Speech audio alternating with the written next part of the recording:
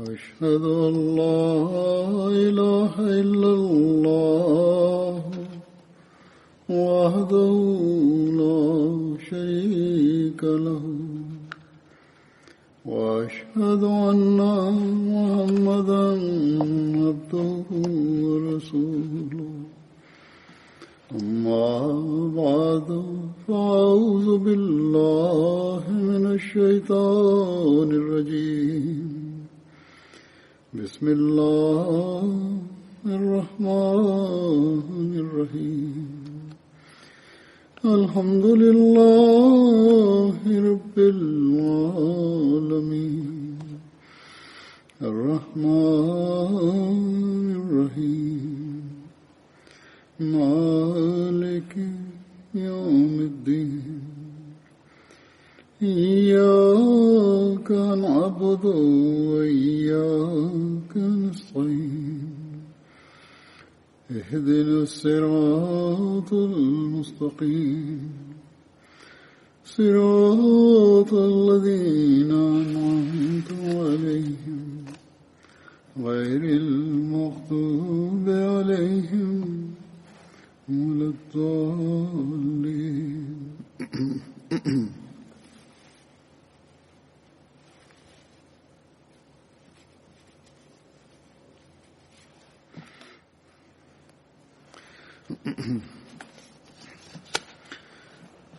கடந்த நாட்களில் கீழே விழுந்ததன் காரணமாக, காயம் ஏற்பட்டதன் காரணமாக அசாதாரணமாக தங்களின் உணர்வு வெளிப்படுத்தியுள்ள அந்த அகமதிகள் அனைவருக்கும் முதலில் நன்றி கூற ஆசைப்படுகிறேன். மிகவும் வேதனையுடன் துஆக்களும் செய்துள்ளார்கள். அல்லாஹ் உங்கள் அனைவருக்கும் இதற்கான மிகச்சிறந்த நற்கூலியை வழங்குவானாக. பற்றுணர்விலும் விசுவாசத்திலும் மேலும் முன்னேறச் செய்வானாக. இக்காலத்தில் இறைவனுக்காக அல்லாஹ்வின் வழிகாட்டலுக்கேற்ப பரஸ்பர நேசம் கொள்வது என்பது,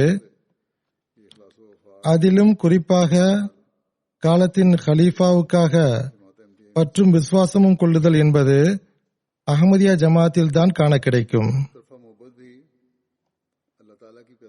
இரண்டு புறமும் காணப்படக்கூடிய இந்நேசமும் அல்லாஹ்வால் உருவாக்கப்பட்டதாகும். யார் மற்றவருக்காக அதிக வேதனை கொள்கிறார் என்று இங்கு கண்டுபிடிக்க இயலாது. அஹ்மதிகள் கிலாஃபத்தின் மீது கொண்டுள்ள நேசம் உச்சத்தை அடைந்ததாக சில சமயங்களில் தெரிகிறது. ஜமாத்தின் மீது அதன் உறுப்பினர்களுடன் காலத்தின் ஹலீஃபாவின் தொடர்பும் நேசமும் எந்தளவு உள்ளதென்றால், சில நபர்களை உதாரணமாக காணும்போது அந்த அளவு தரம் மிக்கதாக இருப்பதாக தெரிவதில்லை. ஆனால் இது இரண்டு புறமும் உள்ள நேசமாகும், இரண்டு புறமும் உள்ள தொடர்பாகும். நான் ஏற்கனவே கூறியது போன்று இதுபோன்ற நேசத்தின் உதாரணத்தை உலக உறவில் நாம் காண இயலாது. ஹஜ்ரத் மூன்றாவது கலீஃபத்துல் மஸீஹ் ரஹிமஹுல்லா அவர்களின் ஒரு வாக்கியம் எனக்கு மிகவும் பிடிக்கும். அது என்னவென்றால், காலத்தின் கலீஃபாவும் ஜமாத்தும் ஒரு உடலின் இரு பெயர்களாகும் என்று அன்னார் கூறினார்கள். அல்லாஹ்வுடைய அருளால் அசாதாரண முறையில் விரைவில் காயம் குணமாகிவிட்டது. இது உங்களுடைய துஆக்கள் ஏற்றுக்கொள்ளப்பட்டதன் விளைவேயாகும். முகத்தில் உள்ள காயம் பொதுவாக சீக்கிரம் குணமாகிவிடும் என்று டாக்டர் சாஹிப் என்னிடம் கூறினார்கள். ஆனால் எவ்வளவு விரைவாக இக்காயம் குணமாகியுள்ளது என்றால், இவ்வளவு சீக்கிரமாக குணமாகும் என கருதவில்லை என டாக்டர் சாஹிப் கூறினார். நான் அவர்களுக்கு கூறியது என்னவென்றால், மருத்துவம் ஒருபுறம் இருக்கட்டும், ஆனால் அசல் விஷயம் அஹ்மதிகள் செய்து வருகின்ற துஆக்களே ஆகும். பல காயங்கள் உள்ளன. அது குணமடைய குறைந்தது 2 வாரங்களாகும். அதன் பிறகு காயங்களின் வடுவும் அப்படியே இருக்கும் என நான் கருதினேன். ஆனால் அல்லாஹ்வின் அருளால் 7-8 நாட்களிலேயே முற்றிலும் முழுவதுமாக குணமாகிவிட்டது. இந்த காயத்தின் காரணமாக எனக்கு ஏற்பட்ட அனுபவத்தையும் நான் கூறிவிடுகின்றேன். மீர் மஹமூத் அகமது சாஹிப் நாசிர் அவர்கள் ஈசா களிம்பு தயாரித்து எனக்கு அனுப்பி வைத்தார்கள். அதை நான் உபயோகித்தேன். அதேபோன்று ஹோமியோபதி கிரீம் கேலண்டுலாவையும் நான் உபயோகித்தேன். எப்படியாயினும் உண்மையான அருள் அல்லாவின் அருளேயாகும். அவனே குணமளிக்க கூடியவனாவான். மருந்துகளை பற்றி ஏன் கூறினேன் என்றால் அது மற்றவர்களுக்கும் பயனாக இருக்கும் என்பதால் கூறினேன்.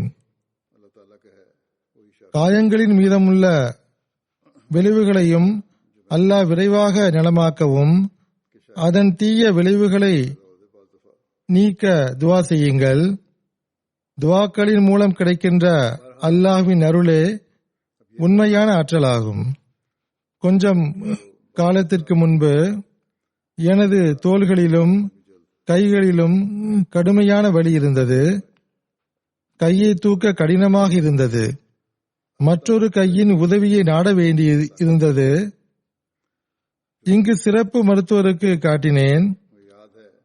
அவர் என்ன கூறினார் என்றால், இந்த வலி 6 வாரங்கள் முதல் 3-4 மாதங்கள் வரை இருக்கும் என்றார்.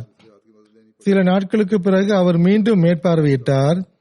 அப்போது 90% வலி குணமாகி இருந்ததைக் கண்டு அவர் மிகவும் வியப்படைந்தார்.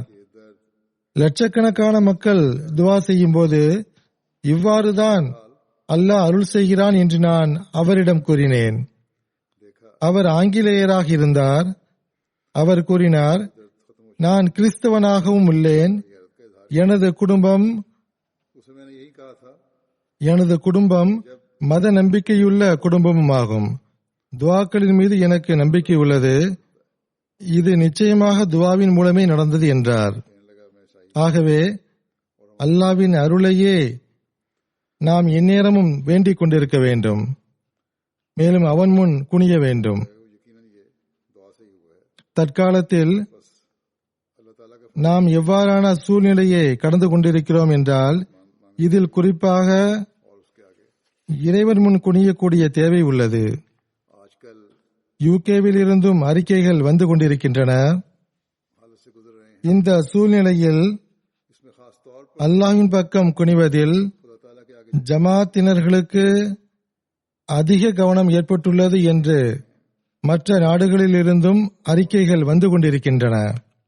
ஊரடங்கின் காரணமாக வீடுகளில், குறிப்பாக வீட்டில் உள்ளவர்கள் அனைவரும் இணைந்து ஜமாத்தாக தொழுவதற்கு ஏற்பாடு செய்கின்றனர். தர்சும் நடக்கிறது.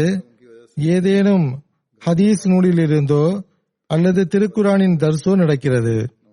இதன் காரணமாக பெரியவர்களின் மார்க்க அறிவும் வளர்கிறது. குழந்தைகளுக்கும் மார்க்க விஷயங்கள் தெரிய வருகிறது. அல்லாஹ்வின் மீதுள்ள நம்பிக்கையில் முன்னேற்றம் ஏற்படுகிறது. இது அல்லாஹ்வின் அருளாகும். இந்த சூழ்நிலையில் ரமலானும் வந்துவிட்டது. இபாதத்தின் பக்கம் மக்களுக்கு ஏற்பட்ட கவனத்தில் முன்பை விட அதிக முன்னேற்றம் ஏற்பட்டுவிட்டது. இப்போது ரமலான் முடிவடைந்து கொண்டிருக்கிறது. அதேபோன்று அரசாங்கமும் ஊரடங்கு கட்டுப்பாட்டில் ஓரளவுக்கு தளர்வை கொண்டு வர விரும்புகிறது.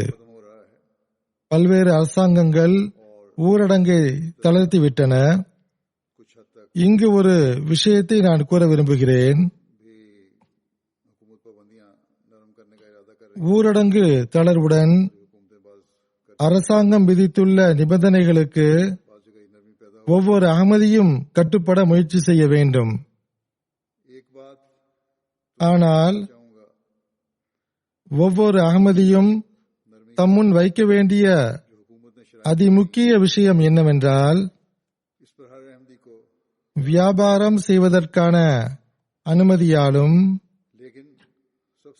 வெளியே செல்வதற்கான கட்டுப்பாடுகளில் உள்ள தளர்வாலும் அதேபோல் ரமலான் மாதம் கடந்து விடுவதாலும் எந்த அகமதியும் அல்லாஹ்வின் இபாதத்திலும் அவர் செய்து வந்த நன்மையை முடிக்கவோ அல்லது குறைக்கவோ செய்துவிடக்கூடாது. பள்ளிவாசலுக்கு செல்வதற்கு கட்டுப்பாடு இருக்கும் வரை जो नेकियां ஜமாத்தான தொழுகைகளை வீடுகளிலேயே தொழுது கொள்ள வேண்டும். या उनमें कमी அவ்வாறே न बनाए, ஒருவர் செய்து வந்த நன்மைகளையும் बल्कि அவர் தொடரச் செய்ய வேண்டும். नेकियों பள்ளிவாசலுக்கு செல்வதற்குரிய அனுமதி கிடைக்கும் பட்சத்தில் பள்ளிவாசலை நிரப்புவதை मस्जिद में முன்பை விட ஒருவர் தம்மீது அதிக கடமையாக்கிக் கொள்ள வேண்டும். பெண்கள் வீடுகளில் தொழுகைக்கான சிறப்பான ஏற்பாட்டை செய்ய வேண்டும். आबाद रखना, இதன் மூலம் குழந்தைகளுக்கும் தமக்கு முன் ஒரு முன்மாதிரியை காண்பார்கள். இறைவன் மீது அவர்களுக்கும் நம்பிக்கையும் உறுதியும் அதிகரிக்கும். வீடுகளில் சில நிமிட தர்சுக்கான ஏற்பாடும் தொடர வேண்டும். उनका भी இதன் காரணமாக மார்க்க அறிவும் வளரும், கல்வியும் ஞானமும் அதிகரிக்கும். घरों में அதேபோன்று MTA நிகழ்ச்சிகளை கண்டு வருவதின் பக்கமும் கவனம் இருக்க வேண்டும். ताकि दीनी इल्म भी बढ़े, இது குறித்து நான் முன்பும் கூறியுள்ளேன். ஊரடங்கிற்கு பிறகும் ரமலானுக்கு பிறகும் இந்த நன்மைகளை पहले भी मैं कह चुका हूँ इस बात, நம்மில் ஒருவரும் மறந்துவிடக்கூடாது. ना अल्लाह மாறாக அதை தொடர வேண்டும். ஒரு அகமதி ஹஸ்ரத் மசீஹ் அலைஹிஸ்ஸலாத்து வஸ்ஸலாம் அவர்களுடைய பையத்தில் வந்து தமக்குள் தூய மாற்றம் உண்டாக்க உறுதிமொழி எடுக்கிறார். कि कभी किसी அவர் ஒருபோதும் தாம் செய்த உறுதிமொழியை மறந்துவிடக்கூடாது. में आकर அல்லாஹ் अपने ஒரு சாராரை குறித்து கூறுகிறான், अपने अहद बैत को அவர்கள் கஷ்டத்தில் இருக்கும்போது அல்லாஹ்வின் பக்கம் குனிகிறார்கள், அவனது பாதுகாப்பில் வர முயற்சி செய்கின்றனர், जिनके बारे में அவனது உதவியை நாடுகின்றனர், कि मुश्किल में गिरफ्तार हों அவனை அழைக்கின்றனர். तो अल्लाह ताला की तरफ ஆனால் துன்பம் விலகிவிடும்போது இறைவனை மறந்து விடுகின்றனர். उससे मदद मांगते हैं, நம்பிக்கை கொண்டவர் करते हैं, और जब तकलीफ ஒருபோதும் இவ்வாறான மக்களுடன் இணைந்துவிடக்கூடாது. आजकल கொரோனா வைரஸின் நோய் இயற்கை பேரழிவா लोग इस तलाश में அல்லது இறை தண்டனையா कोरोना वायरस என்று தற்போது மக்கள் தேடிக்கொண்டிருக்கின்றனர். तभी हादसा है, இவ்வாறான அழிவுகளும் நோய்களும் வரும்போது ஒரு நம்பிக்கை கொண்டவரின் வேலை என்னவென்றால் और वो पाएं जो முன்பை விட அதிகமாக இறைவன் முன் குனிய வேண்டும். इसमें இது என்ன என்று काम है, அதை மட்டுமே தேடிக்கொண்டிருக்க கூடாது. पहले से बढ़कर இது खुदा ताला की तरफ ஹஸ்ரத் மசீஹ் அலைஹிஸ்ஸலாத்து வஸ்ஸலாம் அவர்களின் காலமாகும். सिर्फ इसी तलाश में न रहे, இதில் அல்லாஹ்வுடைய எண்ணற்ற வாக்குறுதிகள் அன்னாருடன் உள்ளன. वसीम अलैहिस्सलाम का जमाना है, அவை நிறைவேறி உள்ளன, நிறைவேறி வருகின்றன, இனி வரக்கூடிய காலத்திலும் நிறைவேறும். बेशुमार बातें हैं எச்சரிக்கக்கூடிய அம்சம் ஏதேனும் இருந்தால் और आइंदा भी होंगे। ஒரு நம்பிக்கை கொண்டவர் செய்ய வேண்டிய முதல் வேலை என்னவென்றால் अंजारी पहलू रखने वाली बातें हैं। அவர் நடுங்கி அச்சம் கொண்டு सबसे पहले தமது ஈமானையும் நம்பிக்கையையும் உறுதியாக்கிக் கொள்ள வேண்டும். தம் நல்ல முடிவுக்காக துஆ செய்ய வேண்டும். और अपने ईमान और ईकान को நல்ல முடிவு ஏற்பட வேண்டும் என்பதே அசல் விஷயமாகும். के लिए दुआ करें। இக்காலத்தில் வரக்கூடிய பேரிடர்கள், புயல்கள், ஆபத்துகளுக்கும் ஹஸ்ரத் மசீஹ் அலைஹிஸ்ஸலாத்து வஸ்ஸலாம் அவர்களின் காலத்திற்கும் குறிப்பான தொடர்பு உண்டு என்று நான் பலமுறை கூறியுள்ளேன். जो इस जमाने में आ रही हैं, ஆகவே நாம் நமது நம்பிக்கைக்கும் உறுதிக்கும் நல்ல முடிவுக்கும் மிக அதிகமாக துஆ செய்து வர வேண்டும். अपने ईमान और ईकान மேலும் உலகை காப்பாற்றுவதற்காகவும் மிக அதிகமாக துஆ செய்ய வேண்டும். பிளேக் நோயை के बचाने के लिए அடையாளமாக दुआएं करनी चाहिए। வெளிப்படும் என்று தெளிவாக அல்லாஹ் ஹஸ்ரத் மசீஹ் அலைஹிஸ்ஸலாத்து வஸ்ஸலாம் அவர்களுக்கு செய்தி அறிவித்திருந்தான். आपको ताउन அப்போதும் को निशान के तौर அன்னார் நிம்மதி இழந்து உலகிற்காக துஆ செய்து கொண்டிருந்தார்கள். அடைக்கப்பட்டிருந்த கதவிற்கு பின்னால் இருந்து அன்னாரின் बंद दरवाजों के पीछे துஆக்களின் நிலையை கேட்டவர்கள் கூறுகிறார்கள், हालत को सुनने वाले बयान करते எந்த அளவு கடும் மன்றாடுதலுடன் குரல் கேட்டது என்றால், மனித குலத்தை அல்லாஹ் காப்பதற்காக அடுப்பில் வைக்கப்பட்ட பாத்திரத்திலிருந்து நீர் கொதிப்பது போன்ற சப்தம் வெளிப்பட்டது.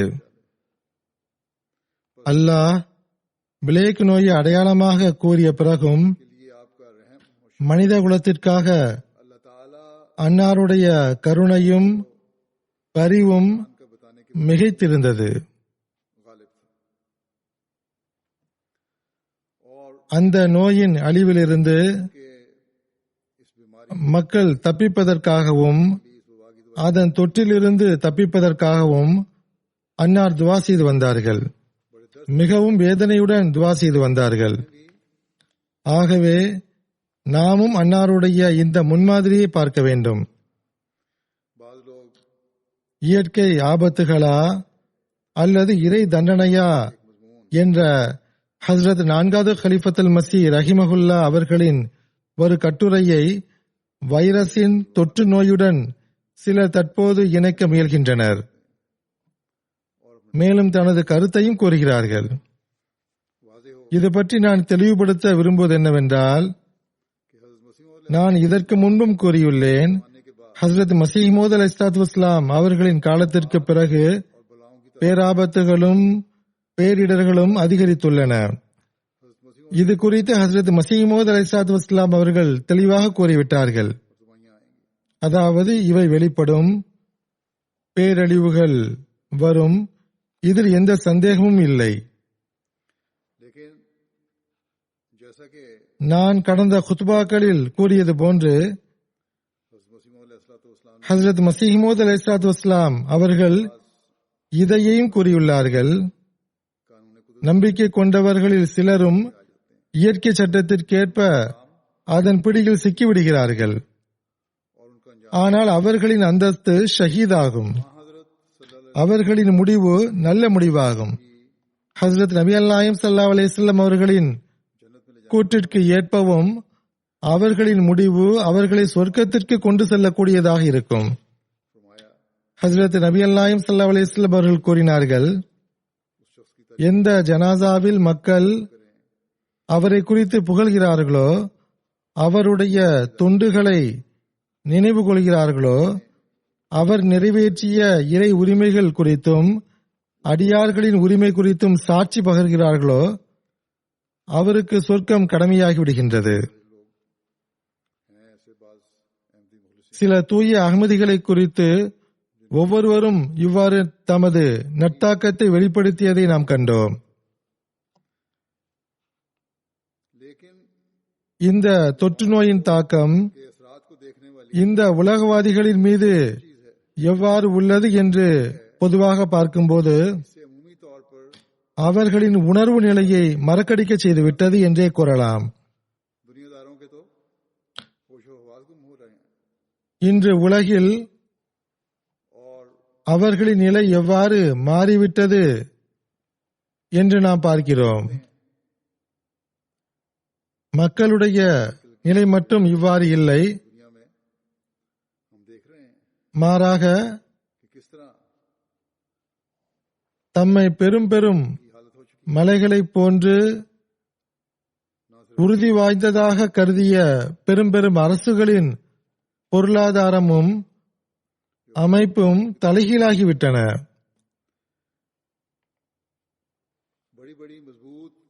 இதன் விளைவுகளிலிருந்து பொதுமக்களின் கவனத்தை திசை திருப்ப அவர்கள் செய்யும் முயற்சிகளால் நிலைமை இன்னும் அபாயகரமானதாக மாறிக்கொண்டு செல்கிறது.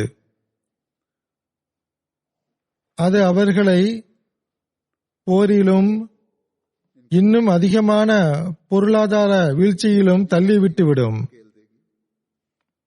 குழப்பங்களின் நிலை மாறக்கூடிய வகையில் இவர்கள் தமக்குள் மாற்றத்தை கொண்டு வராத வரை ஒரு அழிவிலிருந்து இன்னொரு அழிவில் இவர்கள் வீழ்ந்து கொண்டே செல்வார்கள். ஹஸ்ரத் மஸீஹ் மவ்ஊத் அலைஹிஸ்ஸலாத்து வஸ்ஸலாம் அவர்களும் இதைத்தான் கூறியுள்ளார்கள்.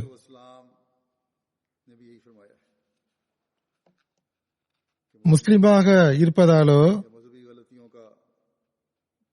அல்லது மார்க்க விஷயத்தில் தவறிழைக்கும் போது मजहबी गलतियों का जो मुआवजा அதன்படி கியாமத்தின் போது இருக்கும். क़यामत के दिन है, அல்லாஹ் அப்போது அதை பார்த்துக் கொள்வான்.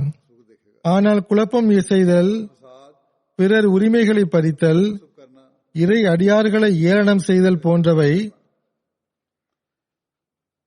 ये நிம்மதியிழக்கச் செய்யும் அழிவுகளை கொண்டு வரும். नहीं लाता है।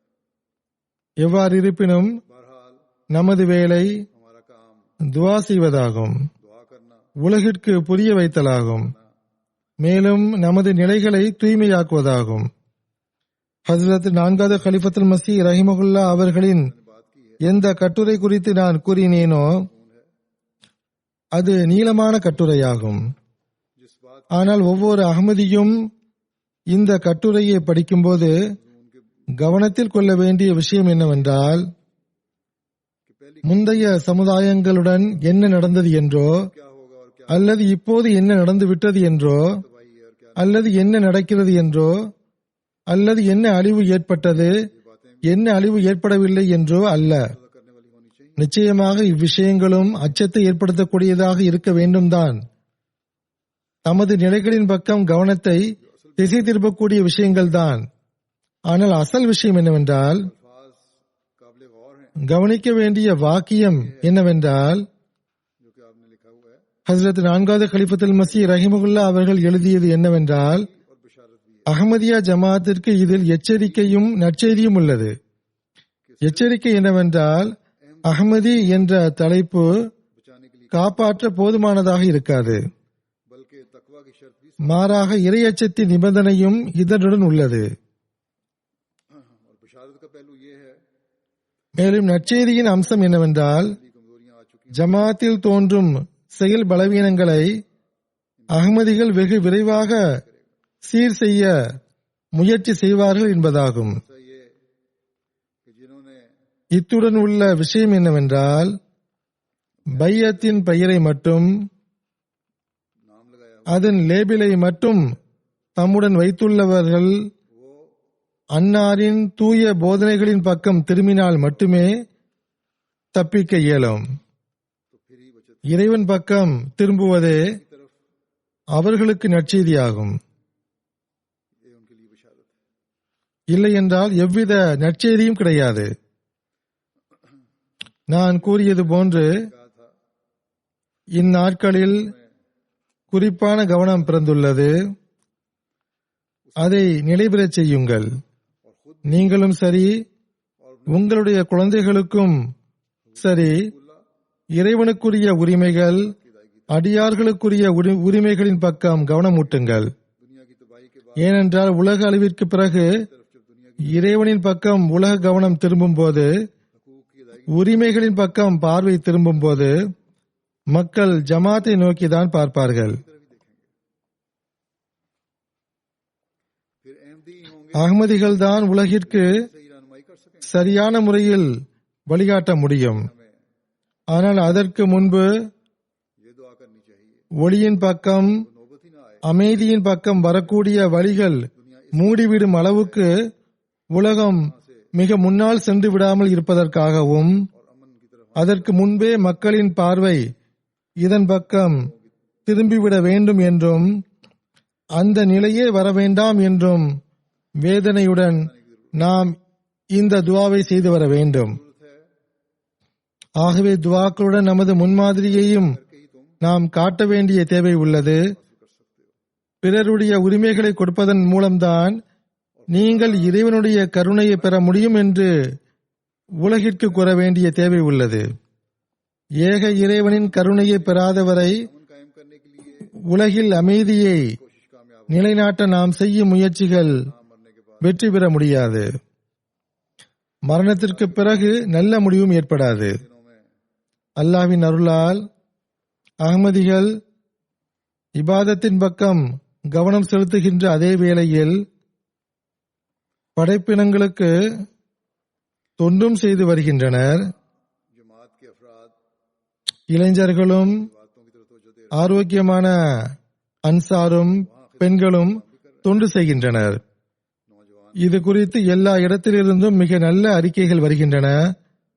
இந்த படைப்பின தொண்டு வழி தவறிய சில உலகவாதிகளுக்கு வழிகாட்டக்கூடியதாக அமைகின்றன.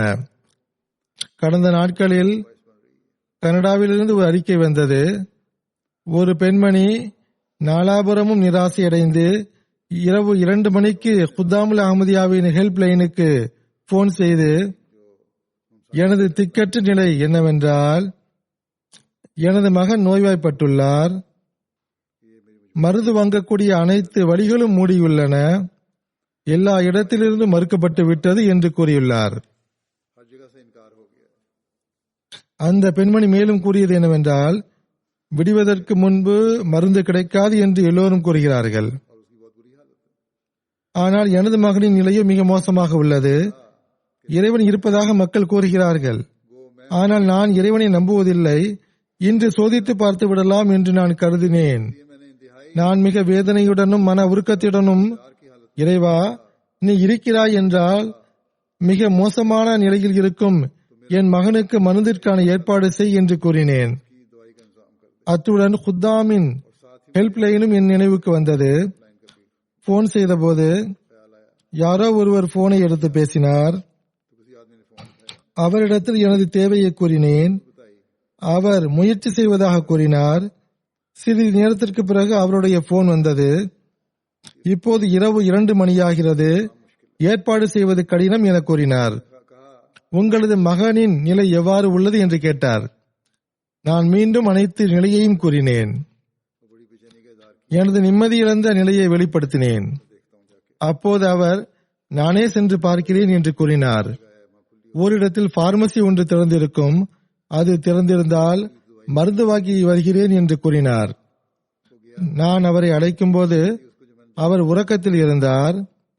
அவர் இரவு நேரத்தில் எழுந்து சென்றார். அப்படியிருந்தும் அவர் 50 கிலோமீட்டர் தூரம் பயணம் செய்து சென்றார். மேலும் எனக்கு மருந்து வாங்கி கொண்டு வந்து கொடுத்தார். இந்த விஷயத்திலிருந்து இறைவன் இருக்கிறான் என்ற நம்பிக்கை எனக்கு வந்துவிட்டது. மேலும் இந்த நம்பிக்கை அகமதி காதிமின் மூலமாக எனக்கு கிடைத்தது. நான் இதற்காக அவருக்கு கடமைப்பட்டுள்ளேன் என்று கூறியுள்ளார்.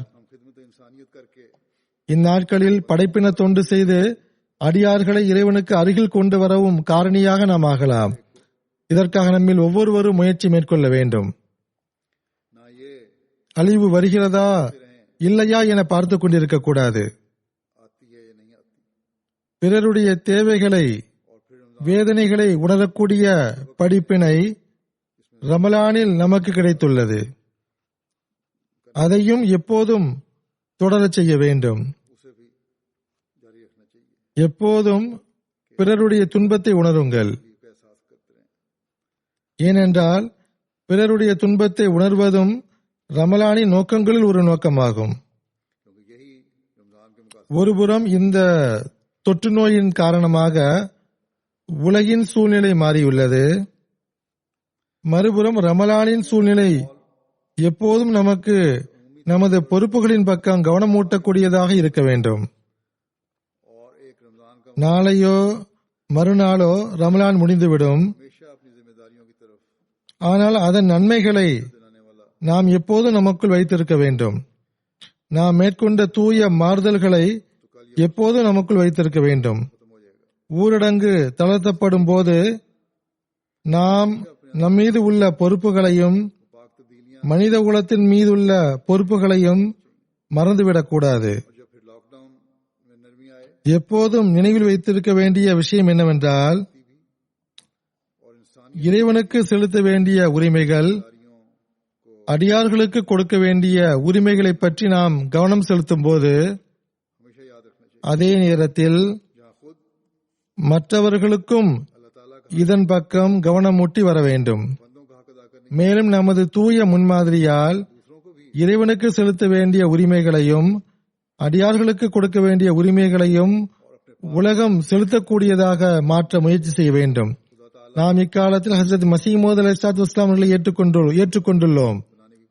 அல்லாஹ் மற்றும் அவனது தூதர் ஸல்லல்லாஹு அலைஹி வஸல்லம் அவர்களின் போதனைகளின் ஒளியில் நமது அந்தஸ்தின் பக்கமும் நிலையின் பக்கமும் கவனமூட்ட முயற்சி செய்யாத ஹஜ்ரத் மஸீஹ் மவ்ஊத் அலைஹிஸ்ஸலாத்து வஸ்ஸலாம் அவர்களின் எந்த ஒரு சபையும் இருந்ததில்லை.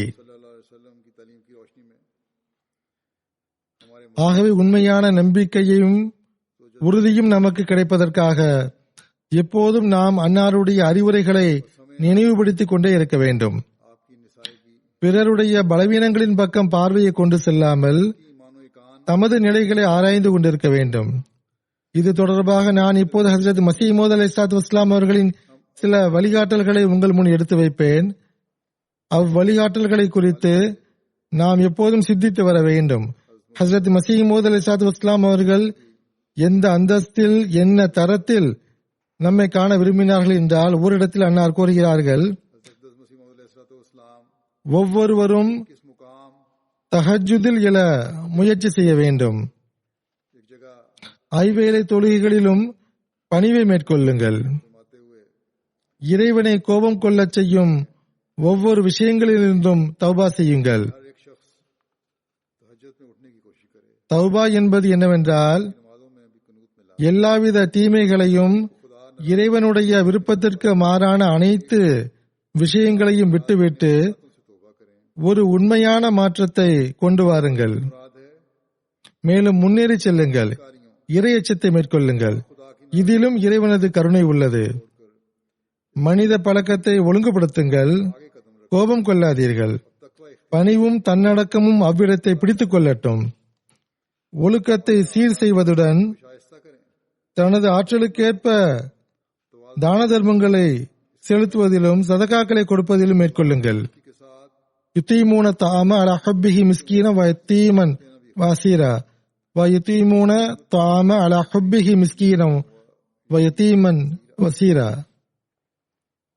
அதாவது இறை விருப்பத்திற்காக ஏழைகளுக்கும் அனாதைகளுக்கும் கைதிகளுக்கும் உணவு வழங்குகின்றனர். குறிப்பாக இறை விருப்பத்திற்காக நாங்கள் கொடுத்துள்ளோம். மேலும் கடும் அச்சுறுத்தும் அந்த நாளுக்கு நாங்கள் அஞ்சுகிறோம் என்று அவர்கள் கூறுகின்றனர். சுருக்கம் என்னவென்றால், இறைவன் தனது அருளுடனும் கருணையுடனும் உங்களுடன் நடந்து கொள்வதற்காக நீங்கள் துஆவுடனும் பாவ மன்னிப்புடன் செயல்படுங்கள். சதகாக்களை கொடுத்து வாருங்கள். ஜமாத்திற்கு அறிவுரை கூறியவாறு அன்னார் அலைஹிஸ்ஸலாம் அவர்கள் கூறுகிறார்கள், அல்லாஹ் அடியார்களை தவிர எவரையும் பொருட்படுத்துவதில்லை. உங்களுக்குள் சகோதரத்துவத்தையும் நேசத்தையும் உருவாக்குங்கள். மிருகத்தனத்தையும் வேறுபாடுகளையும் விட்டுவிடுங்கள். எல்லாவிதமான ஏளனத்தையும் விட்டு முற்றிலும் ஒதுங்கிவிடுங்கள். ஏனென்றால் ஏளனம் மனிதனை உண்மையிலிருந்து விலக்கி எங்கோ கொண்டு சென்று விடுகிறது. ஒருவர் மற்றவருடன் கண்ணியத்தோடு நடந்து கொள்ளுங்கள். ஒவ்வொருவரும் தனது நிம்மதியை விட தனது சகோதரி நிம்மதிக்கு முன்னுரிமை வழங்குங்கள். அல்லாஹுடன் ஒரு உண்மையான சமாதானத்தை ஏற்படுத்திக் கொள்ளுங்கள். அவனுக்கு கீழ்ப்படிந்து திரும்பி வாருங்கள். அல்லாஹ்வின் கோபம் பூமியின் மீது இறங்கிக் கொண்டிருக்கிறது. எவர்கள் முழுமையான முறையில் தனது அனைத்து பாவங்களிலிருந்தும் தௌபா செய்து அவனிடத்தில் வருகிறார்களோ அவர்களே இதிலிருந்து தப்பித்துக் கொள்வார்கள். நீங்கள் நினைவில் வைத்துக் கொள்ளுங்கள், அல்லாஹ்வின் கூற்றுக்கு நீங்கள் கீழ்ப்படிந்து அவனது மார்க்கத்திற்கு ஆதரவாக நீங்கள் முயற்சி செய்தால் இறைவன் அனைத்து தடைகளையும் நீக்கிவிடுவான். மேலும் நீங்கள் வெற்றி பெற்று விடுவீர்கள். நல்ல பயிர்களுக்காக விளை நிலத்திலிருந்து களைகளை விவசாயி பிடுங்கியிருந்து விளை நிலத்தை செழிப்பான கனிகளை தரும் மரங்களை கொண்டு அழகுபடுத்துவதை நீங்கள் பார்த்ததில்லையா? மேலும் அதனை அவர் பாதுகாக்கிறார். ஒவ்வொரு தீமை தரும் நஷ்டமிழக்கும் விஷயத்திலிருந்தும் அவைகளை பாதுகாக்கிறார். ஆனால் எந்த மரங்கள் எந்த பயிர்கள் கனிகளை தருவதில்லையோ, மேலும் அவை பட்டுப்போய் காய்ந்து விடுகின்றதோ, அவைகளை ஏதேனும் கால்நடை வந்து உண்ணுவதையோ அல்லது ஏதேனும் மரவெட்டி அதை வெட்டி அடுப்பில் இடுவதையோ பற்றி அதன் எஜமானர் பொருட்படுத்துவதில்லை. ஆகவே இவ்வாறே நீங்கள் நினைவில் வைத்துக் கொள்ளுங்கள், நீங்கள் இறைவனுக்கு முன்னால் உண்மையாளராக இருப்பீர்கள் என்றால் எவருடைய பகைமையையும் உங்களுக்கு எந்த துன்பத்தையும் தர முடியாது.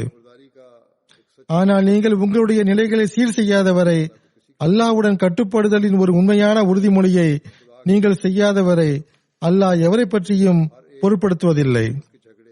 அன்னார் அலைஹிஸ்ஸலாம் அவர்கள் மேலும் கூறுகிறார்கள், நீங்கள் இறைவனுடைய அன்பர்களை இணைந்து விடுங்கள். ஒவ்வொருவரும் தங்களுக்குள் உள்ள மோதல்களையும் மன உணர்ச்சிகளையும் பகைமைகளையும் இடையிலிருந்து அகற்றிவிடுங்கள். அற்பமான விஷயங்களில் இருந்து நீங்கள் விலகி முக்கிய மற்றும் மிக பெரும் பணிகளில் நீங்கள் மூழ்கிவிடுங்கள். மக்கள் உம்மை எதிர்ப்பார்கள். எவரையும் நீங்கள் பொருட்படுத்தாதீர்கள். இந்த விஷயத்தை நீங்கள் இறுதி விருப்பமாக நினைத்துக் கொள்ளுங்கள். அதாவது ஒருபோதும் கடுமையாக செயல்படாதீர்கள். உங்களை எதிர்ப்பார்கள். ஆனால் நீங்கள் ஒருபோதும் கடுமையை மேற்கொள்ள வேண்டாம். மாறாக மென்மையாகவும் தன்மையாகவும் நட்பண்புகளுடனும் அவர்களுக்கு புரிய வையுங்கள். நம்முடைய ஒழுக்க நிலைகளை சீர் செய்தல் மற்றும் அடியார்களின் உரிமைகள் தொடர்பாக கவனமூட்டியவாறு ஓரிடத்தில் அன்னார் அலைஹிஸ்ஸலாம் அவர்கள் கூறுகிறார்கள், ஒரு ஹதீஸில் வருகிறது, கியாமத்தின் போது அல்லாஹ் தனது சில அடியார்களிடம் கூறுவான், நீங்கள் தூய மக்களாவீர்கள், நான் உங்கள் மீது மிக்க மகிழ்ச்சியாக உள்ளேன். ஏனென்றால் நான் அதிக பசியோடு இருந்தேன், நீங்கள் எனக்கு உணவு தந்தீர்கள். நான் ஆடையின்றி இருந்தேன், நீங்கள் எனக்கு ஆடையை தந்தீர்கள். நான் தாகித்திருந்தேன், நீங்கள் எனக்கு தண்ணீர் தந்தீர்கள். நான் நோய்வாய்ப்பட்டிருந்தேன், நீங்கள் என்னை நலம் விசாரித்தீர்கள். அப்போது அம்மக்கள் கூறுவார்கள், அல்லாஹ்வே, நீ இவ்வாறான விஷயங்களிலிருந்து தூயவனாவாய். நாங்கள் உன்னுடன் நடந்து கொள்ளும் வகையில் எப்போது இவ்வாறு நடந்தது என்று கேட்பார்கள். அதற்கு அல்லாஹ் கூறுவான், என்னுடைய இன்னென்ன அடியார்கள் அவ்வாறு இருந்தார்கள், நீங்கள் அவர்களை கவனித்துக் கொண்டீர்கள். அது எவ்வாறான விஷயம் என்றால் நீங்கள் என்னுடன் நடந்து கொண்டது போன்றதே ஆகும். பிறகு இன்னொரு கூட்டம் கொண்டு வரப்படும், நீங்கள் என்னுடன் மிக மோசமாக நடந்து கொண்டீர்கள் என்று அல்லாஹ் கூறுவான். நான் பசியோடு இருந்தேன், நீங்கள் எனக்கு உணவு தரவில்லை. நான் தாகித்திருந்தேன், நீங்கள் எனக்கு தண்ணீர் தரவில்லை. நான் ஆடையின்றி இருந்தேன், நீங்கள் எனக்கு ஆடை தரவில்லை. நான் நோய்வாய்ப்பட்டிருந்தேன், நீங்கள் என்னை நலம் விசாரிக்கவில்லை என்று கூறுவான். அப்போது அம்மக்கள் கூறுவார்கள், அல்லாஹ்வே, நீ இவ்வாறான விஷயங்களிலிருந்து தூயவனாவாய். நாங்கள் உன்னுடன் நடந்து கொள்ளும் வகையில் எப்போது நடந்தது என்று கேட்பார்கள். அதற்கு அல்லாஹ் கூறுவான், என்னுடைய இன்னென்ன அடியார்கள் அந்நிலையில் இருந்தார்கள், நீங்கள் அவர்களுடன் அனுதாபத்தில் நடந்து கொள்ளவில்லை. அது எவ்வாறான விஷயம் என்றால் நீங்கள் என்னுடன் நடந்து கொண்டது போன்றதே ஆகும். சுருக்கமாக, மனித குலத்துடன் அனுதாபத்துடன் நடந்து கொள்ள வேண்டும். முஸ்லிமா, இந்துவா, கிறிஸ்தவனா அல்லது வேறு யாரோ என்பது இங்கு நிபந்தனை அல்ல. சுருக்கமாக, மனித குலத்துடன் பரிவுடனும் அனுதாபத்துடனும் நடந்து கொள்வது மிக பெரும் இபாதத்தாகும். மேலும் அல்லாஹ்வின் திருப்தியை பெறுவதற்கு இது மிக பெரும் வழிமுறையாகும். ஆனால் இந்த விஷயத்தில் மிகவும் பலவீனம் காட்டப்படுவதை நான் பார்க்கிறேன். மற்றவர்களை ஏளனமாக கருதுகிறார்கள், அவர்களை குறித்து கேலி செய்யப்படுகிறது. அவர்களை கவனித்துக் கொள்ளுதல், ஏதேனும் துயரத்தில் கஷ்டத்தில் அவர்களுக்கு உதவி செய்வது ஒருபுறம் இருக்கட்டும், ஏழைகளுடன் நல்ல முறையில் நடந்து கொள்ளாமல் அவர்களை ஏளனமாக கருதுபவர்களை குறித்து அவர்களே இந்த துன்பத்தில் ஆளாகிவிடும் நிலை வந்துவிடுமோ என்று நான் அஞ்சுகிறேன். அல்லாஹ் எவர்களுக்கு அருள் செய்துள்ளானோ அவர்கள் நன்றி செலுத்தக்கூடிய முறை என்னவென்றால், அவனுடைய படைப்பினங்களுடன் கருணையுடனும் நல்ல முறையிலும் நடந்து கொள்ள வேண்டும். இறைவனது இந்த அருளை கண்டு கர்வம் கொள்ளக்கூடாது. மிருகங்களைப் போன்று ஏழைகளை நசுக்கிவிட வேண்டாம். இதற்கு மேலும் விளக்கம் அளித்தவாறு ஹஜ்ரத் மஸீஹ் மவ்ஊத் அலைஹிஸ்ஸலாத்து வஸ்ஸலாம் கூறுகிறார்கள், அசல் விஷயம் என்னவென்றால், மிகவும் கஷ்டமான நுட்பமான விஷயம் அடியார்களுக்கு கொடுக்க வேண்டிய உரிமைகளே ஆகும். ஏனென்றால் ஒவ்வொரு நேரமும் அதை எதிர்கொள்ள வேண்டியது வருகிறது. ஒவ்வொரு நொடிப்பொழுதும் இந்த சோதனை முன்னால் உள்ளது. ஆகவே இந்த விஷயத்தில் மிக முன்னெச்சரிக்கையுடன் காலை எடுத்து வைக்க வேண்டும். என்னுடைய மார்க்கம் என்னவென்றால், எதிரியுடன் கூட வரம்பு மீறி கடுமை காட்டிவிடக் கூடாது.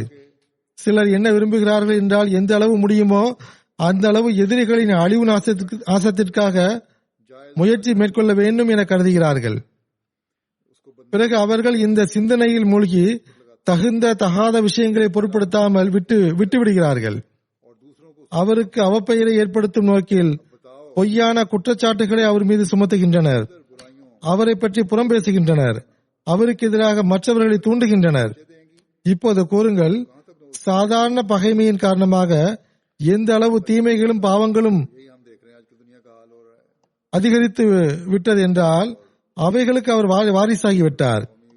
மேலும் இந்த தீமைகள் தமது குழந்தைகளை பெற்றெடுக்கும் போது எங்கு வரை நிலை சென்றடைந்து விடும் என பாருங்கள். நான் உண்மையாகவே கூறுகிறேன், தற்போது உலகின் நிலை இவ்வாறு மாறி வருவதை நாம் பார்க்கிறோம். தனிப்பட்ட ரீதியிலும், ஒட்டுமொத்த ரீதியிலும், சமுதாய ரீதியிலும், அரசாங்க ரீதியிலும் இது காணப்படுகிறது. நான் உண்மையாகவே கூறுகிறேன், நீங்கள் எவரையும் உங்களுடைய தனிப்பட்ட எதிரியாக கருதாதீர்கள். மேலும் தீரா பகை கொள்ளும் பழக்கத்தை முற்றிலும் விட்டுவிடுங்கள். இறைவன் உங்களுடன் இருந்தால், நீங்கள் இறைவனுக்கு ஆகிவிட்டால் அவன் எதிரிகளையும் உங்கள் தொண்டர்களாக ஆக்கிவிடுவான். ஆனால் நீங்களோ இறைவனுடனேயே தொடர்பை துண்டித்துள்ளீர்கள். அவனுடனேயே எவ்வித உறவும் நட்பும் எஞ்சிருக்கவில்லை. அவனது விருப்பத்திற்கு மாறாக உங்களது நடவடிக்கைகள் உள்ளது. பிறகு இறைவனை விட உங்களுக்கு மிகப்பெரிய எதிரி யாராவது இருப்பார்களா? படைப்பினங்களுடனான பகைமையில் மனிதன் தப்பித்துக் கொள்ள இயலும். ஆனால் இறைவன் எதிரியாக இருப்பான் என்றால் அனைத்து படைப்பினங்களும் நண்பனாக இருந்தாலும் ஒன்றுமாக முடியாது. எனவே உங்களது வழிமுறை நபிமார்களின் வழிமுறையை போன்றதாக இருக்க வேண்டும். இறைவனுடைய விருப்பம் என்னவென்றால் தனிப்பட்ட பகை ஒன்றும் இருக்கக்கூடாது. நன்றாக நினைவில் வைத்துக் கொள்ளுங்கள், மனிதன் தனிப்பட்ட முறையில் எவருக்கும் எதிரியாக இல்லாதிருக்கும் போதுதான் அவனுக்கு கண்ணியமும் நட்பெயரும் கிடைக்கிறது. ஆனால் அல்லாஹ் மற்றும் அவனது தூதரின் கண்ணியம் தொடர்பான விஷயம் வேறு. அதாவது எவர் இறைவன் மற்றும் அவனது தூதரை கண்ணியப்படுத்தாமல் அவர்களுக்கு எதிராக எதிரியாக இருப்பாரோ அவரை நீங்கள் உங்கள் எதிரியாக நினைத்துக் கொள்ளுங்கள். அந்த பகைமையை புரிவதற்கும் விளக்கமளித்தவாறு அன்னார் கூறுகிறார்கள், அவரை பகைவராக நினைக்க வேண்டும் என்பதன் பொருள் அவர் மீது நீங்கள் பழி சுமத்த வேண்டும் என்பதல்ல. தேவையின்றி அவருக்கு துன்பம் தர நீங்கள் திட்டம் தீட்ட வேண்டும் என்பதல்ல. மாறாக அவரை விட்டு நீங்கள் விலகிவிடுங்கள். இறைவனிடத்தில் அவரை ஒப்படைத்து விடுங்கள். சாத்தியம் என்றால் அவரின் சீர்திருத்தத்திற்காக துவா செய்யுங்கள்.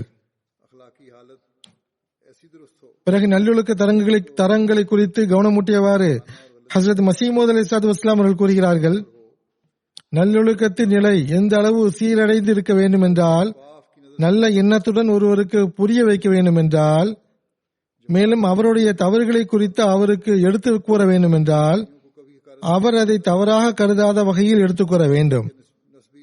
எவரையும் ஏளனமாக பார்க்கக்கூடாது. எவரது உள்ளத்திற்கும் துன்பம் தராதீர்கள். ஜமாத்தில் ஒருவர் மற்றவருக்கிடையில் சண்டைகளும் குழப்பங்களும் இருக்கக்கூடாது. மார்க்க விஷயத்தில் வறியவர்களாக இருப்பவர்களையும் கண்டு ஒருபோதும் ஏளனத்தோடு பார்க்காதீர்கள். செல்வம், பொருள் அல்லது குடும்ப மேன்மையை கருத்தில் கொண்டு தேவையற்ற கர்வம் கொண்டு பிறரை இழிவுபடுத்தவோ ஏளனமாக கருதவோ செய்யாதீர்கள். எவர் இரையச்சம் கொண்டவராக இருப்பாரோ அவரே இறைவனிடத்தில் கண்ணியத்திற்குரியவராவார். அல்லாஹ் கூறுகிறான், இன்ன அக்ரமக்கும் இந்தல்லாஹி அத்காக்கும். மற்றவருடன் முழுமையான நல்லொழுக்கத்துடன் பழக வேண்டும். தீய ஒழுக்கத்தின் முன்மாதிரியும் நல்லதல்ல. நம்முடைய ஜமாத்துடன் வழக்கு தொடுப்பதில் தான் மக்கள் சாக்குப்போக்கை தருகிறார்கள். மக்களுக்கு ஒரு பிளேக் நோய் என்றால் நம்முடைய ஜமாத்திற்கு 2 பிளேக் ஆகும். ஜமாத்தில் ஒருவர் தீமை செய்வார் என்றால் அந்த ஒருவரின் காரணமாக முழு ஜமாத்தின் மீதும் அவமதிப்பு வரும். அறிவையும் மென்மையையும் கண்டு காணாமல் விட்டுவிடக்கூடிய ஆற்றலையும் மேம்படுத்துங்கள். அறிவெளியின் அறிவற்ற கூற்றுகளுக்கு சமாதானத்துடன் பதிலளியுங்கள். வெறுப்பான சொற்களுக்கு வெறுப்பான சொற்களை கொண்டு பதிலளிக்க வேண்டாம். இந்த சோதனைகளின் நாட்களில் உங்களது நஃப்ஸை அழித்து இறையச்சத்தை மேற்கொள்வது பொருத்தமானதாகும். நான் இந்த விஷயங்களை ஏன் கூறுகிறேன் என்றால், நீங்கள் அறிவுரை மற்றும் பாடம் கற்றுக்கொள்ள வேண்டும் என்பதே. உலகம் அழியக்கூடியதாகும், இறுதியில் இறந்துவிடக்கூடியதாகும். மகிழ்ச்சி என்பது மார்க்க விஷயத்தில் உள்ளது. அசல் நோக்க மார்க்கமாகும். பிறகு இன்னொரு சந்தர்ப்பத்தில் அறிவுரை கூறியவாறு கூறுகிறார்கள், நம்முடைய ஜமாத் வெறும் பாதிக்கக்கூடியதாக மட்டும் இல்லாமல் பையத்தின் நோக்கத்தை பூர்த்தி செய்யக்கூடியதாக இருக்க வேண்டும். நம்முடைய ஜமாத் வெறும் பாதிக்கக்கூடியதாக மட்டும் இல்லாமல் பையத்தின் நோக்கத்தை பூர்த்தி செய்யக்கூடியதாக இருக்க வேண்டும். விவகாரங்களை கொண்டு அதை நீங்கள் அறிந்துள்ளதாக இறைவனை நீங்கள் மகிழ்ச்சி அடைய செய்ய முடியாது. இவற்றால் அல்லாஹ் மகிழ்ச்சி அடைய மாட்டான். உங்களுக்குள் மாற்றமில்லாதவரை உங்களுக்கும் மற்றவர்களுக்கும் எந்த வேறுபாடும் கிடையாது. உங்களிடத்தில் சூழ்ச்சி, ஏமாற்றுதல், சோம்பேறித்தனம் காணப்படும் என்றால் மற்றவர்களுக்கு முன்பே நீங்கள் அளிக்கப்படுவீர்கள். ஒவ்வொருவரும் தமது சுமையை தாமே சுமக்க வேண்டும். தமது வாக்குறுதியை நிறைவேற்றுங்கள். வாழ்க்கையின் மீது எந்த நம்பிக்கையும் கிடையாது. எவர் முன்பே நன்மை செய்வாரோ அவர் தூய்மையாகிவிட சாத்தியம் உள்ளது. உங்களுடைய நப்சின் மாற்றத்திற்காக முயற்சி செய்யுங்கள். தொழுகையில் துவாக்களை கேளுங்கள். சதகாக்களின் மூலமாகவும் தான தர்மங்கள் மூலமாகவும் பிற எல்லாவித திட்டங்களின் மூலமாகவும் வல்லதீன ஜாஹது ஃபீனா என்ற மக்களுடன் இணைய முயலுங்கள். நோயாளி மருத்துவரை சந்திக்கிறார், மருந்தை உட்கொள்கிறார், இரத்தத்தை வெளியேற்றுகிறார், ஒத்தடம் செய்து கொள்கிறார், நிவாரணம் பெற எல்லாவித திட்டங்களையும் செய்கிறார். இவ்வாறு தன்னுடைய ஆன்மீக நோயை குணப்படுத்த எல்லா விதத்திலும் முயற்சி செய்யுங்கள். நாவளவில் மட்டும் முயற்சி செய்யாமல் இறைவன் எத்துணை வகையான முயற்சிகளை கூறியுள்ளானோ அவை அனைத்தையும் செய்யுங்கள். தான தர்மங்கள் கொடுங்கள். காடுகளுக்கு சென்று துவா செய்யுங்கள். திட்டம் தீட்டக்கூடியவர்களை அல்லாஹ் நேசிக்கிறான். மனிதன் எல்லாவித திட்டங்களையும் மேற்கொள்ளும் போது ஏதாவது ஒரு இலக்கையும் அடைந்து விடுகின்றான், அதாவது இலக்கை குறிவைத்து அடித்து விடுகிறான். ஆகவே குறிப்பாக இந்நாட்களில் பாகிஸ்தான் மற்றும் சில நாடுகளில் அகமதிகளுக்கு எதிராக ஒரு துன்பம் விளைக்கப்படுகிறது. நாம் அல்லாவின் அருளையும் கருணையும் இருப்பதற்கு எல்லாவித திட்டங்களையும் மேற்கொள்ள முயற்சி செய்ய வேண்டும். எதிரி தனது எதிர்ப்பில் உச்சபட்ச நிலையை அடைந்திருக்கும் போது நாமும் அல்லாவின் அருளையும் கருணையும் இருப்பதற்கு முன்பை விட அதிகமாக முயற்சி மேற்கொள்ள வேண்டும். இவ்வாறு இந்த காலத்தில் ஹஜ்ரத் நபி அல்லாஹ் ஸல்லல்லாஹு அலைஹி வஸல்லம் அவர்களின் அந்தஸ்து, தகுதி மற்றும் அன்னாருடைய அழகிய போதனையின் உண்மைத்துவம் குறித்து ஹஜ்ரத் மஸீஹ் மவ்ஊத் அலைஹிஸ்ஸலாத்து வஸ்ஸலாம் அவர்கள் நமக்கு தெளிவுபடுத்தி இருக்கிறார்கள். இந்த விஷயங்கள் அனைத்தும், இந்த உயர் ஒழுக்கங்கள், இறைவனுக்கு செலுத்த வேண்டிய உரிமைகள், அடியார்களுக்குரிய உரிமைகளை செலுத்துதல், மேலும் நபி அல்லாஹ் ஸல்லல்லாஹு அலைஹி வஸல்லம் உடைய முன்மாதிரியின்படி செல்லுதல், இவை அனைத்தையும் நாம் விட்டுவிடக்கூடாது. அன்னார் மீண்டும் மீண்டும் நமக்கு கவனமூட்டி இருக்கிறார்கள். இந்த அனைத்து விஷயங்களும் நபி அல்லாஹ் ஸல்லல்லாஹு அலைஹி வஸல்லம் அவருடைய வழியை ஒருபோதும் விட்டுவிடக்கூடாது. அன்னார் கூறுகிறார்கள், நான் உங்களுக்கு இதையும் கூறிவிடுகின்றேன், பல மக்கள் தான் கண்டுபிடித்த வழிகளின் மூலமாக மேன்மைகளை அடைய விரும்புகின்றனர் அல்லது அல்லாஹ்வுடன் உண்மையான தொடர்பை ஏற்படுத்த விரும்புகின்றனர். ஆனால் நான் உங்களுக்கு கூறுகிறேன், உங்களால் ஏற்படுத்தப்பட்டுள்ள வழிவகைகள் மூலமாக அல்லாஹ்வுடன் தொடர்பை உங்களால் ஏற்படுத்த முடியாது. அதாவது நான் உங்களுக்கு கூறுகிறேன், நபி அல்லாஹ் ஸல்லல்லாஹு அலைஹி வஸல்லம் உடைய வழிகளை மேற்கொள்ளாமல் மற்ற அனைத்து விஷயங்களும் தேவையற்ற விஷயங்களாகும். நபி அல்லாஹ் ஸல்லல்லாஹு அலைஹி வஸல்லம் அவர்களை விட அருள் பெற்றவர்களின் வழியில் சென்ற உண்மையாளர், அனுபவிக்கவர் வேறு யார் இருக்க முடியும்? அன்னாருடைய நுபுவத்தில் அனைத்தும் மேன்மைகளும் முடிவடைந்து விட்டது. நபி அல்லாஹ் ஸல்லல்லாஹு அலைஹி வஸல்லம் உடைய வழிகளை பின்பற்றுவதன் மூலமாகவே அல்லாஹ்வுடைய நெருக்கம் கிடைக்க முடியும். அந்த வழிகளை விட்டுவிட்டு மற்ற வழிகளை பின்பற்றுவதால் அந்த வழிகள் எத்துணை இனிய வழிகளாக இருந்தாலும் சரி, அது அழிவின் பக்கம் கொண்டு செல்லக்கூடிய வழிகளாகும். நாம் நபி அல்லாஹ் ஸல்லல்லாஹு அலைஹி வஸல்லம் அவர்களை விட்டு விலகி இருக்கக்கூடிய இந்த மக்களுடைய நிலையை நாம் இந்த உலகில் பார்க்கிறோம். பீர்மார்கள், ஃபகீர்மார்கள், பயிர்தாங்கி உலமாக்கள் தவறான விளக்கங்களை கொடுத்து இஸ்லாமிய போதனைகளை எங்கிருந்து எங்கோ சீர்குலைத்து விட்டார்கள். சஅதி என்ற கவிஞர் நபி அல்லாஹ் ஸல்லல்லாஹு அலைஹி வஸல்லம் உடைய அவர்களுக்கு கட்டுப்படுவதன் அவசியம் குறித்து கூறுகிறார். இது பாரசீக கவிதையாகும். அதனுடைய மொழியாக்கம் என்னவென்றால், தூய்மையும் இறையச்சமும் அதே போன்று உண்மையும் பரிசுத்தமாக்குவதற்காகவும் அவசியம் முயற்சிகளை மேற்கொள்வதாகும். ஆனால் நபி அல்லாஹ் ஸல்லல்லாஹு அலைஹி வஸல்லம் அவர்கள் கூறிய வழிகளை விட்டு நீங்கள் விலகிவிடக்கூடாது. நபி அல்லாஹ் ஸல்லல்லாஹு அலைஹி வஸல்லம் அவர்கள் காட்டிய வழிகளை நீங்கள் விட்டுவிடக்கூடாது. மக்கள் பல்வேறு வழிவகைகளை கண்டுபிடித்துள்ளதை நான் பார்க்கிறேன். தலைகீழாக மக்கள் தொங்குகிறார்கள், துறவிகளை போன்று துறவத்தை மேற்கொள்கிறார்கள். ஆனால் இவை அனைத்துமே பயனற்றதாகும், நபிமார்களுடைய வழிமுறைகள் அல்ல. நபி அல்லாஹ் ஸல்லல்லாஹு அலைஹி வஸல்லம் உடைய அழகிய வழிமுறை என்னவென்றால், நபி அல்லாஹ் ஸல்லல்லாஹு அலைஹி வஸல்லம் அழகிய வழிமுறை ஏன் கூறப்பட்டுள்ளது என்றால், நபி அல்லாஹ் ஸல்லல்லாஹு அலைஹி வஸல்லம் அழகிய வழிமுறை தான் உங்களுக்கு முன்மாதிரியாகும் என்று அல்லாஹ் கூறியிருக்கின்றான். ஒரு அங்குலம் கூட அன்னாருடைய வழியை விட்டு நாம் விலகிவிடக் கூடாது. அன்னார் கூறுகிறார்கள்,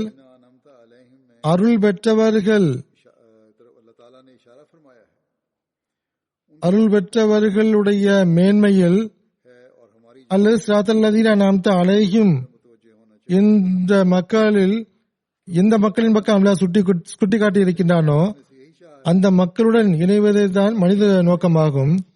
நம்முடைய ஜமாத் குறிப்பாக இதன் பக்கம் கவனமூட்ட வேண்டும். ஏனென்றால் அல்லாஹ் இந்த இயக்கத்தை ஏன் தோற்றுவித்தான் என்றால், எவ்வாறான ஜமாத்தை அவன் உருவாக்க விரும்பினான் என்றால், நபி ஸல்லல்லாஹு அலைஹி வஸல்லம் உருவாக்கிய ஜமாத்தை போன்று உருவாக்க விரும்பினான்.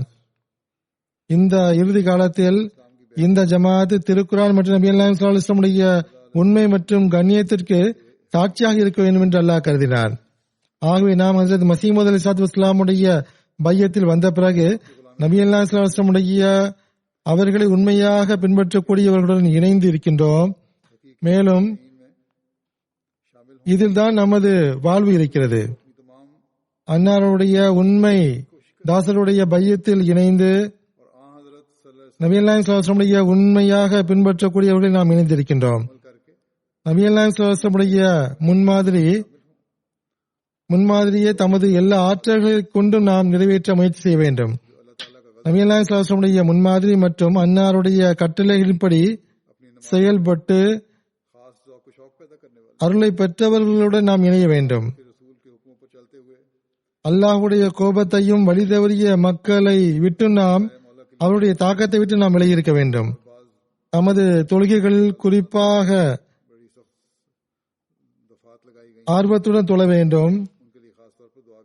அல்லாஹ் மற்றும் அவனது தூதருடைய கட்டளைக்கு ஏற்ப செயல்படக்கூடிய வாய்ப்பை அல்லாஹ் நமக்கு வழங்குவானாக. இறைவனுக்காக சிறையில் அடைபட்டவர்களுக்காக நீங்கள் துவா செய்யுங்கள். சிலர் மீது கடுமையான சட்டப்பிரிவு கொண்டு வரப்பட்டுள்ளது. சிறையில் கைதிகளாக இருக்கக்கூடியவர்களுக்காக குறிப்பாக துவா செய்யுங்கள். கடந்த நாட்களில் ஒரு அகமதி பெண்மணி ரமதான் பிபி சாஹிபா என்பவர் நபி ஸல்லல்லாஹு அலைஹி வஸல்லம் அவருடைய தூதுத்துவத்தை அவமதித்தார் என்று அவர் மீது கேஸ் போடப்பட்டு ஜெயிலில் அடைக்கப்பட்டுள்ளார்கள். இவருடைய குடும்பம் 2002ஆம் ஆண்டு பையத் செய்தது. அவருடைய கணவர் எனக்கு என்ன எழுதியுள்ளார் என்றால், நாங்கள் தியாகம் செய்வதிலிருந்து நாங்கள் பயப்படுவதில்லை, ஜெயில் செல்வதில் எங்களுக்கு எந்த துக்கமும் இல்லை. ஆனால் எனக்கும் எனது மனைவிக்கும் உள்ள துன்பம் என்னவென்றால், எந்த ரசூலுடைய கண்ணியத்திற்காக நாங்கள் எங்களை அழிப்பதற்காக நாங்கள் தயாராக இருக்கிறோமோ அந்த ரசூலைத்ததாக எங்கள் மீது பழி போடப்பட்டுள்ளது. இதுதான் எங்களுக்கு கஷ்டமாக உள்ளது என்று கூறியிருக்கிறார். ஆகவே இவர்களுக்காகவும் மரண தண்டனை விதிக்கப்பட்டுள்ள கைதிகளுக்காகவும் நீங்கள் எப்பொழுதும் துவா செய்து வாருங்கள். அல்லாஹ் இவர்கள் அனைவரையும் அற்புதமான முறையில் விடுவிப்பதற்கான ஏற்பாடுகளை செய்வானாக. மேலும் தனது கருணையை அவன் இறக்குவானாக. நீதிமன்றமும் அரசாங்கமும் நீதியில் நிலைபெறக்கூடிய வாய்ப்பை அல்லாஹ் வழங்குவானாக. இறைவன் மற்றும் அவனது ரசூல் ஸல்லல்லாஹு அலைஹி வஸல்லம் உடைய பெயர்களை இவர்கள் கூறுகிறார்கள். இறைவன் மற்றும் அவனது ரசூல் ஸல்லல்லாஹு அலைஹி வஸல்லம் அவருடைய உண்மையான அச்சத்தையும் நேசத்தையும் இவர்களிடத்தில் அல்லாஹ் உருவாக்குவானாக. நபி ஸல்லல்லாஹு அலைஹி வஸல்லம் உடைய முன்மாதிரியில் அமல் செய்யக்கூடியவர்கள் அல்லாஹ் இவர்களை ஆக்குவானாக. இது தவிர இன்னும் சில துவாக்களின் பக்கம் நான் உங்களுக்கு கவனமூட்ட விரும்புகின்றேன். அல்லாஹ் நாம் அனைவருக்கும் நல்வாய்ப்பை வழங்குவானாக. ஹஜ்ரத் மஸீஹ் மவ்ஊத் அலைஹிஸ்ஸலாத்து வஸ்ஸலாமுடைய தோற்றத்தினுடைய நோக்கத்தை நாம் அடையாளம் கண்டு கொள்ளக்கூடியவர்களாக இருப்போமாக. அல்லாஹ் மற்றும் அவனது தூதர் ஸல்லல்லாஹு அலைஹி வஸல்லம் அவர்களுடைய நேசம் எல்லா நேசத்தை விட மிகைத்திருக்க வேண்டும். இஸ்லாத்தினுடைய உண்மையான போதனைப்படி செய்யக்கூடிய வாய்ப்பை அல்லாஹ் வழங்குவானாக. நம்முடைய வீடுகளில் அன்பும் நேசமும் முன்மாதிரியாக இருக்க வேண்டும். எந்த பெற்றோர்கள் சண்டையிடக்கூடியவர்களாக இருக்கிறார்களோ, அதன் காரணமாக பிள்ளைகள் கவலையில் உள்ளார்களோ, அவர்களுக்காகவும் துவா செய்யுங்கள். எல்லா வாழ்வை அர்ப்பணித்த அனைவர்களுக்காகவும் துவா செய்யுங்கள். அவர்கள் தன்னலமற்று தொண்டு செய்யக்கூடிய வாய்ப்பை அல்லாஹ் வழங்குவானாக. தொண்டு செய்யக்கூடிய வாய்ப்பை அவர்களுக்கு வழங்கிக் கொண்டே செல்வானாக. அர்ப்பணிப்பை அவர்கள் தமது அர்ப்பணிப்பை நிறைவேற்றக்கூடிய வாய்ப்பை அல்லாஹ் வழங்குவானாக. வக்ஃபேனோவை சார்ந்தவர்களுக்காகவும் துவா செய்யுங்கள். அல்லாஹ் அவர்களுக்கும் அவர்களது பெற்றோர்களுக்கும் அவர்களது உறுதிமொழியை நிறைவேற்றக்கூடிய வாய்ப்பை அல்லாஹ் வழங்குவானாக. அகமதிய ஷஹீதுகளுக்காகவும் அவர்களது குடும்பத்தினருக்காகவும் துவா செய்யுங்கள். கஷ்டத்தின் போது வீடுகளில் இருக்கக்கூடிய அனைத்து அகமதிகளுக்காகவும் துவா செய்யுங்கள். ஒருவர் மற்றவருக்காக துவா செய்யுங்கள். நமக்காகவும் துவா செய்யுங்கள், மற்றவருக்காகவும் துவா செய்யுங்கள். திருமணத்திற்காக காத்திருக்கக்கூடிய பெண் குழந்தைகளுக்காகவும் பெண்மணிகளுக்காகவும் துவா செய்யுங்கள். தேவையின்றி திருமண பந்தம் தடைபட்டுள்ள அந்த பெண் பிள்ளைகளுக்காகவும் துவா செய்யுங்கள். இந்த சூழ்நிலையில் இதற்கு பிறகு உலகத்தினுடைய பொருளாதார நிலை எந்த அளவு மாறும் என்றால் அதனுடைய தீய தாக்கத்திலிருந்து ஒவ்வொரு அகமதியும் பாதுகாப்பாக இருப்பதற்காக துவா செய்யுங்கள். இந்த சூழ்நிலையின் காரணமாக ஜமாத்தினுடைய வேலைகளின் திட்டங்களில் எவ்வித தடையும் ஏற்பட்டுவிடக்கூடாது. அல்லாஹ் தனது அருளா ஜமாத்திற்கு முன்னேற்றத்திற்கான வழிவகைகளை ஏற்படுத்தி தருவானாக. இந்த சூழ்நிலையில் பொருள் தியாகம் செய்யக்கூடிய ஒவ்வொருவருக்கான துவா செய்யுங்கள். அல்லாஹ் அவர்களது செல்வத்திலும் உயிரிலும் அல்லாஹ் அளவற்ற அருளை வழங்குவானாக. MTA உடைய உறுப்பினர்களுக்கான துவா செய்யுங்கள். அவர்கள் தன்னார்வ தொண்டர்களாகவும் வேலை செய்யக்கூடியவர்களாகவும் கடும் உழைப்புடன் தமது தொண்டை அவர்கள் நிறைவேற்றுகிறார்கள். இஸ்லாத்துடைய தூதி செய்தியை உலகம் முழுவதும் பரப்புகிறார்கள். இஸ்லாமிய உலகிற்காகவும் துவா செய்யுங்கள். அதில் காணப்படுகின்ற உட்பூசல்கள் முடிவுக்கு வருவதற்காக துவா செய்யுங்கள். அவர்களிடத்தில் அமைதி நிலவட்டுமாக. இன்னும் சில துவாக்களின் பக்கம் நான் கவனமூட்டுகிறேன். அல்லாஹும்ம இன்னா நஜஅலுக ஃபீ நூரி வ நஊதுபிக மின் ஷுரூரிஹிம். இந்த துவாக்களை நீங்கள் தொடர்ந்து கூறி வாருங்கள். அல்லாஹ்வே உன்னையே அவர்களின் உள்ளங்களில் வைக்கின்றோம். அதாவது அதில் உனது திகில் அவர்கள் நெஞ்சங்களில் நிறைந்து விட வேண்டும். அவர்களின் தீமையிலிருந்து நாங்கள் உன்னிடம் பாதுகாப்பு தருகிறோம். லா இலாஹா இல்லல்லாஹுல் அதீமுல் ஹலீம். லா இலாஹா இல்லல்லாஹு ரப்புல் அர்ஷில் அலீம். லா இலாஹா இல்லல்லாஹு ரப்புஸ் ஸமாவாத்தி வ ரப்புல் அர்ஷில் கரீம். அல்லாஹ்வை தவிர வணக்கத்திற்குரிய வேறு யாரும் இல்லை. அவன் கண்ணியத்துக்குரியவனும் பொறுமையாளனும் ஆவான். அல்லாஹ்வை தவிர வணக்கத்திற்குரிய வேறு யாரும் இல்லை. அவனே அரியணையின் இறைவனாவான். அல்லாஹ்வை தவிர வணக்கத்திற்குரிய வேறு யாரும் இல்லை. அவனே வானங்கள் பூமி மற்றும் அரியணையின் இறைவனாவான். யா முகலிபுல் குலூப் சபித் கலால் அலா தீனிக்கு. உள்ளங்களை புரட்டக்கூடியவனை எனது உள்ளத்தை உனது மார்க்கத்தில் நிலைபெறச் செய்வாயாக. அல்லாஹும்ம இன்னி அஸ்அலுக அல் ஹுதா வத்துகா வல் அஃபாஃப வல் கனா. அல்லாஹ்வே நான் உன்னிடம் வழிகாட்டலையும் இறையச்சத்தையும் கண்ணியத்தையும் போதுமென்ற மனதையும் வேண்டுகிறேன். அல்லாஹும்ம இன்னி அஊது பிக மின் ஸவாலி நிஅமதிக வ தஹூலி ஆஃபியதிக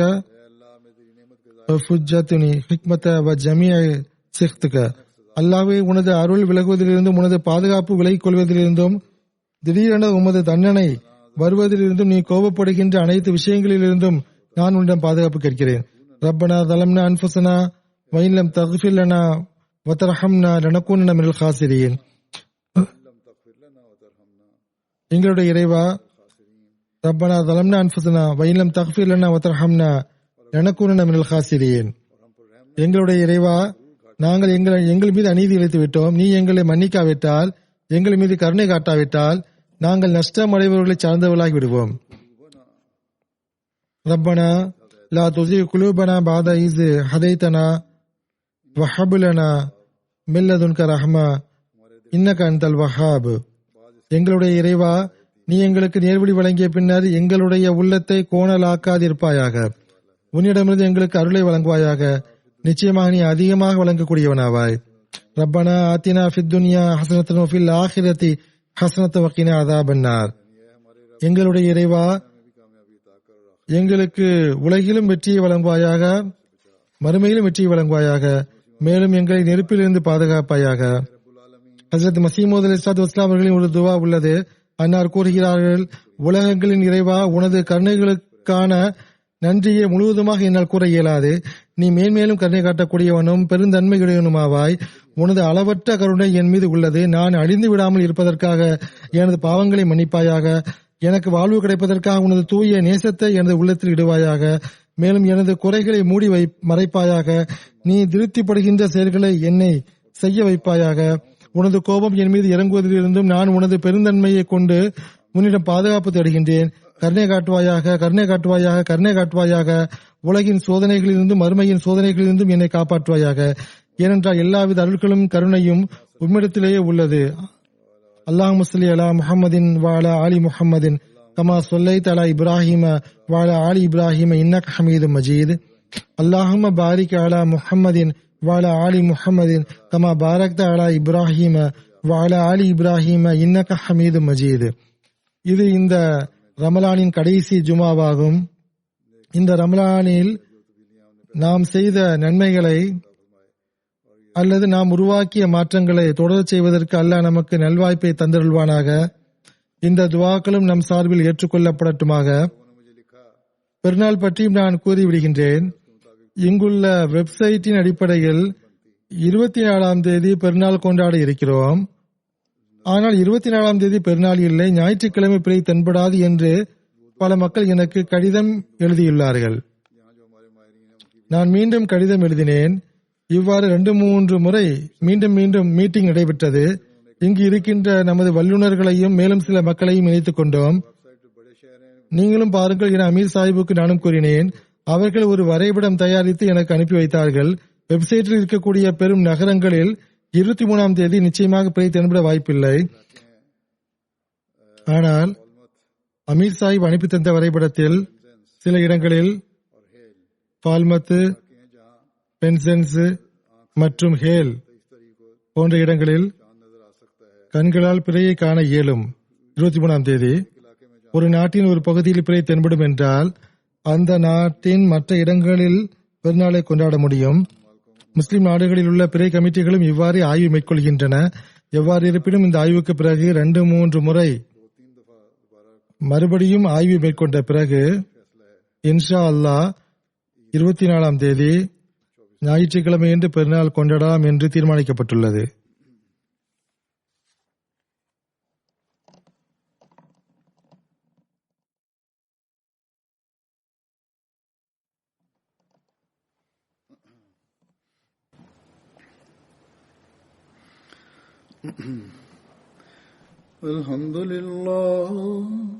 Alhamdulillah nahmaduhu wa nasta'inuhu wa nastaghfiruh wa nu'minu bihi wa natawakkalu alayhi wa na'udhu billahi min shururi anfusina wa min sayyiati a'malina.